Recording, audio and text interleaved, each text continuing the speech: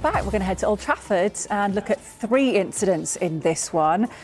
Let's start with a penalty appeal from United for what they perceived a foul by Maxime de Kuiper on Amad Diallo. This was in the 16th minute. It was Anthony Taylor, the referee here, Dermot. What did you think of this, though, Jay? Go on. This is a definite penalty for me. Again, Amad Diallo is running into the box. There's the slightest touch. But if I can't even see who the defender is. If the defender, he puts his leg out, so obviously he's made contact. He's touched the ball slightly, but that contact has stopped Amad getting to the ball. So whether he's touched the ball or not, and it's a minuscule, he's literally touched that, because the ball is basically travelling in the same direction. He's stopped Amad getting to that. So that's why I would say that is a penalty. Again, it was the same with Gyökeres. Again, the smallest touch. These touches are not enough to say, oh, he's touched the ball, it can't be a penalty. Because players can still get back to the ball. So that's why I think that Amad one that we've just seen is a penalty. It's interesting that we've seen Gyökeres with Pope, we saw Saka with Kevin, we've seen this one. They've been consistent in this. You get a touch on the ball, they're not going to give a penalty. They've done it for week 6, week 8, week 9. They didn't do it in week 5. No, when it was Sanchez who touched the ball, and then Mbeumo goes through, and then so they've changed the rule after week 5. Is basically what you're saying.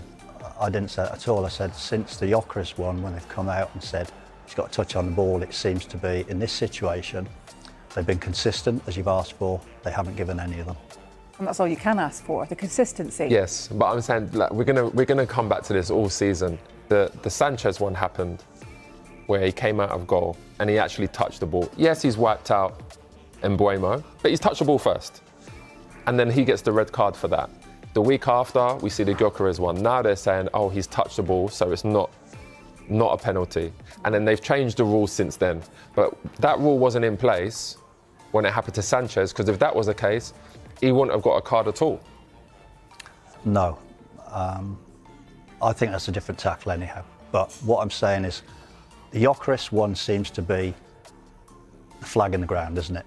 Yeah. They've touched the ball. That's what they've said. Saka, Kevin touched the ball. This one, de Kuiper touched the ball. So just three identical incidents, 3 identical decisions. So just to be clear as well for the people at home, rules can be changed during the season? No, there's no such thing. The laws cannot be changed. The interpretation or how they define the directives, how to interpret them, can be implemented how they feel best. But they've obviously felt, as I say, from Pope, touched the ball. Kevin touched the ball. De Kuiper touched the ball. All 3. There's no doubt. There's no doubt about. I hear you on that. There's no doubt about all 3 touched the ball. Yes. There's no doubt about all 3. The referee made the same decision. Okay. The doubt is those players, if they don't get contact from the defenders or the goalkeeper, could get back to that ball. Maybe so. Because you see it in you might see a winger dribbling past a defender. The defender might get the smallest touch on it, but as long as he don't touch the winger, he can get past them still and get the ball still.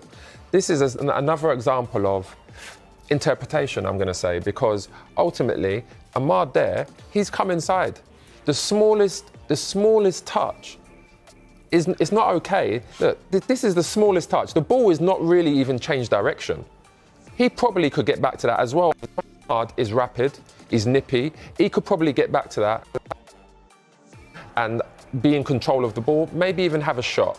But ultimately, just because you've touched the ball, the narrowest touch, it doesn't mean that it's not a penalty still or a foul. Okay. We're going to disagree on this one, Derms. I'm not disagreeing. So it should be a penalty? I'm not disagreeing. I'm just pointing out that I'm not going to go through it again. The 3 incidents in week 6, 8 and 9, we've had identical decisions, no penalty. So it's obvious that the referees, in their mind, think gets a touch on the ball, that negates a penalty. There we go. We'll leave it at that. Let's move on to this one, which was in the build-up, in the lead-up to United's 3rd goal. We've got Luke Shaw appearing to pull back. Jorginho Rutter. Yep, over to you, Dermot. Play on. I think gets a little feel of a player, but is it enough? Referee's got the best position. He looks at it, says no. You've got VAR says no as well. The VAR and the referee are probably the best 2 referees in the world, so I would side with them.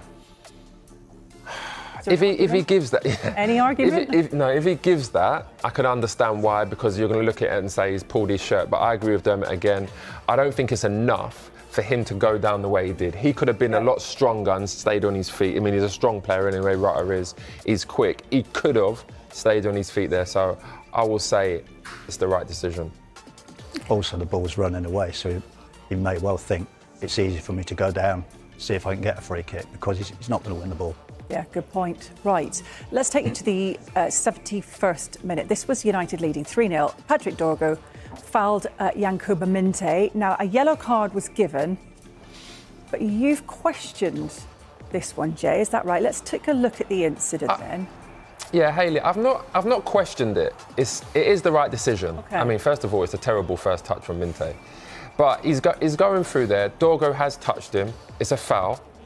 But again, this is Anthony Taylor, I think, making a decision based upon what he thinks would have happened. And he's got it right, because I don't think he would have got onto that. But then we see examples last week where a referee is saying a defender would have got round to cover. So again, it's an interpretation. I think it's the right decision, which is great, but I'm going to talk about consistency every week now. And if we're going on consistency, that could have been a red card. Why? Any chance that could have ever been a red Because card? if a player goes round, if he toes that now and gets round the keeper, for example, the ball goes the other way, not towards the keeper, would that be given as a red card? Right. This is 100% not a red card. Everybody in the world knows. I said I agreed that, but I'm saying if the ball goes in another direction, would you then say that is a red card? Well, it did. Even if he's not in control of the ball? It didn't go in a different direction, but two criteria. Is he in possession of the ball? Quite clearly no, because his first touch is so heavy. Is he likely to gain control of the ball? 100% not, because it's run through to the keeper. Therefore, we strike out.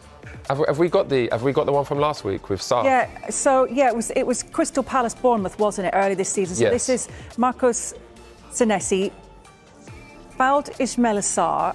Now the referee gave a yellow.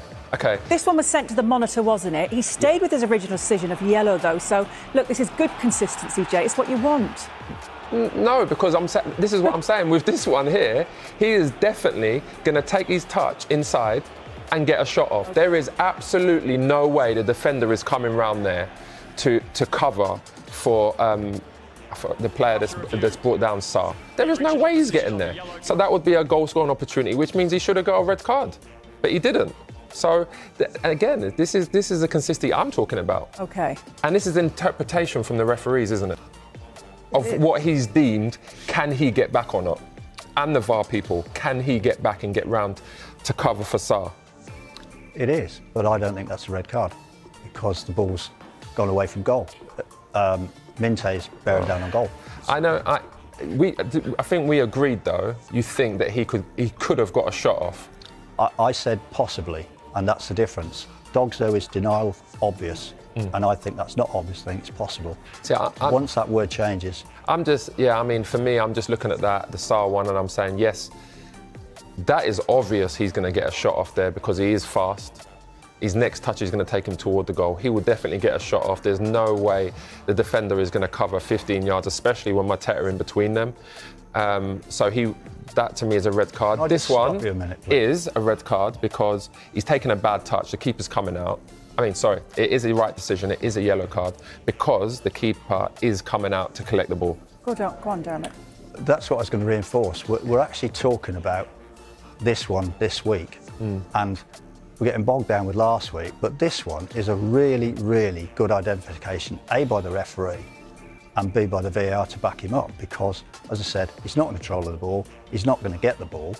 It's just a really, really good decision, and I think that's... The consistency I want to see, though, is, for example, going forward, As long as, if the referees are going to make their own decision and interpretation on whether a defender can cover around, or in the instance where the keeper's come out there to collect the ball, if they're going to make these decisions consistently, I want to see what happens, because I'm finding it difficult to understand, especially with the Saar one there. I know it's a different scenario and it's a different week and we're covering this. 3 wins in a row for Manchester United. 4